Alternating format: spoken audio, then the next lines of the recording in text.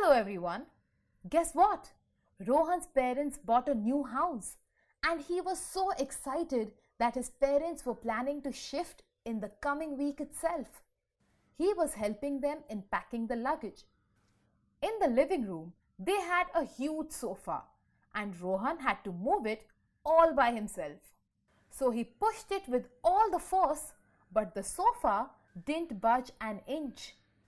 Later, Rohan realized that there must be some force acting equal and opposite to the direction of his force. This force acting opposite to the direction of motion is called friction. And that leads us to an interesting question.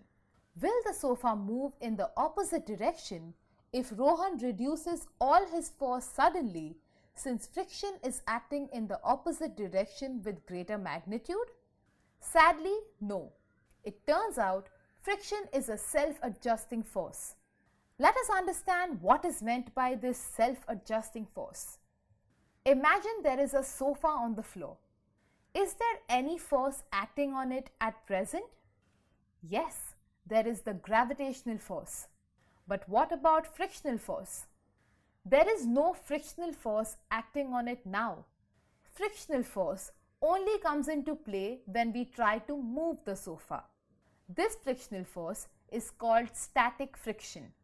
Static friction is the frictional force between two surfaces which tries to keep the objects at rest when there is force applied to cause relative motion between the two surfaces. Static friction adjusts itself automatically. Smaller the force applied, lesser is the magnitude of static friction, and greater the force applied, larger is the magnitude of static friction. But wait, there is also gravitational force acting on the sofa we mentioned earlier. So why is there no static friction?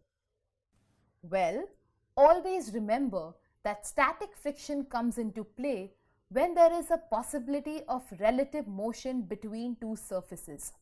Rohan has finally moved the sofa with the help of his brother. What happened to the static friction? When the sofa is in motion, there is no static friction, but there is sliding friction.